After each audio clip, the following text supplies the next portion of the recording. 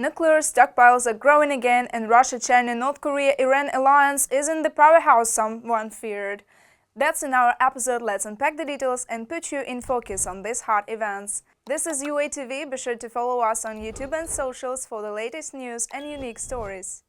A new report says Russia, China, North Korea and Iran aren't forming the strong military bloc someone expected. Instead, it's loose ties, not a real team. Watch for more details.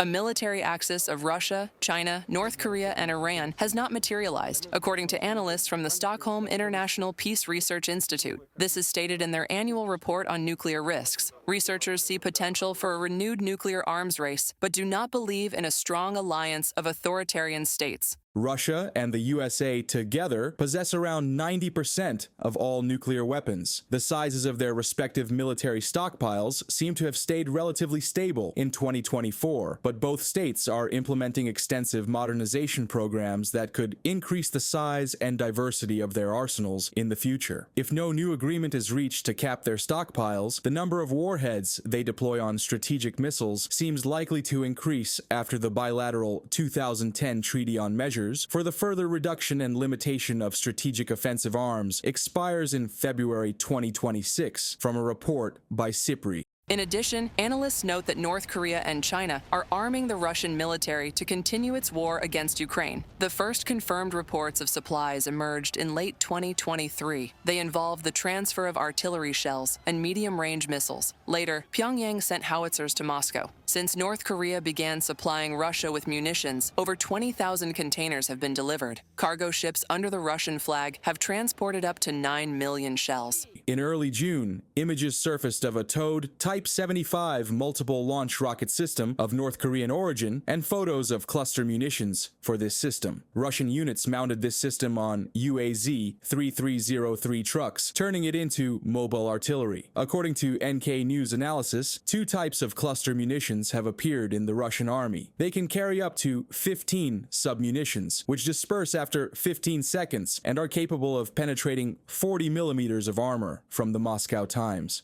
On June 17th, Russian Security Council Secretary Sergei Shoigu visited North Korea for the second time in a month. Neither side made public statements about arms supplies or other military assistance. He is set to hold talks with North Korean leadership, including the country's leader, Kim Jong-un, as part of implementing agreements reached during the previous visit on June 4th. The Security Council's press service reported. It is specified that these are being carried out in accordance with the Treaty on Comprehensive Strategic Partnership between Russia and North Korea, signed on June 19th, 2024, from the Moscow Times on Telegram. Meanwhile, North Korean troops sent by Kim Jong-un to Russia's Kursk Oblast last fall to support the Russian army have already suffered significant losses, according to British intelligence. At least 6,000 personnel have been killed or severely wounded.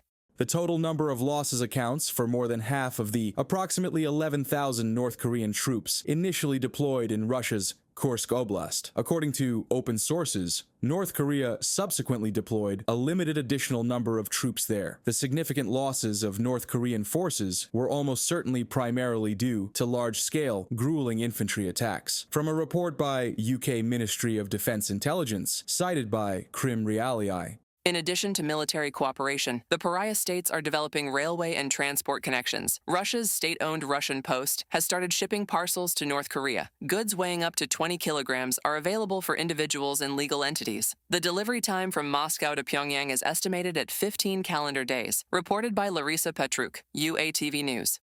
Countries are building up their nuclear weapons again. The US, Russia, and China are expanding and upgrading their arsenals. Experts say the time of cutting down nukes is over, and the new race includes not just missiles, but software and space. About it next.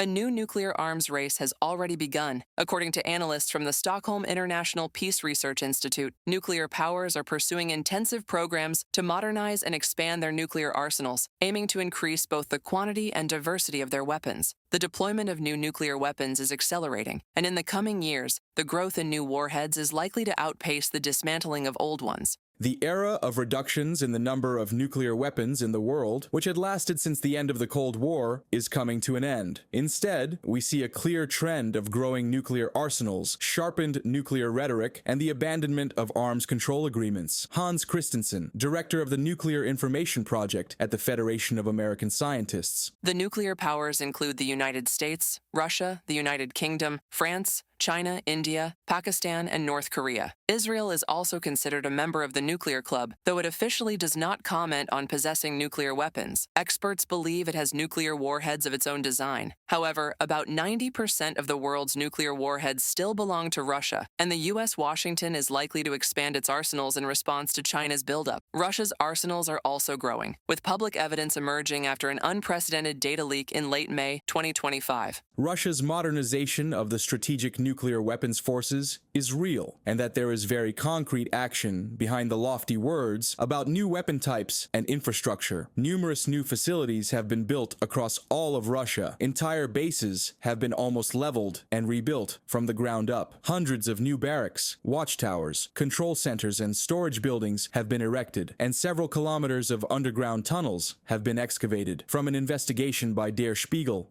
and Danwatch. China holds the third largest number of nuclear warheads globally. In 2025, China surpassed the combined arsenals of the United Kingdom and France. Additionally, as of January 2025, China had completed or was nearing completion of approximately 350 new silos for intercontinental ballistic missiles. China now has at least 600 nuclear warheads. China's nuclear arsenal is growing faster than any other country's, by about 100 new warheads a year since 2023. Yet, even if China reaches the maximum projected number of 1,500 warheads by 2023-2035, that will still amount to only about 1/3 of each of the current Russian and U.S. nuclear stockpiles, from a report by SIPRI. China's buildup of nuclear capabilities poses a risk to global stability, including NATO territories, according to the alliance. In April 2025, NATO Secretary General Mark Rutte stated that China's plans to increase its nuclear arsenal to 1,000 warheads by 2030 should be seen as a direct threat. In June, he reiterated his concerns.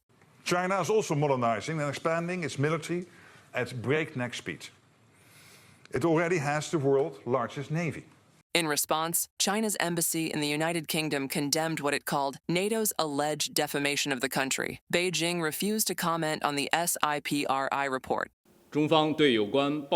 China does not comment on the relevant report. I would like to emphasize that China has always adhered to a self-defense strategy, maintaining its nuclear forces at the minimum level necessary for national security and not participating in an arms race. Analysts explain that the new type of arms race is not solely about the number of warheads. It involves not only deploying weapons in space, but also in cyberspace. Software controlling nuclear weapons is likely to become one of the main battlegrounds for competition, reported by Valeria Nekipolova, UATV News.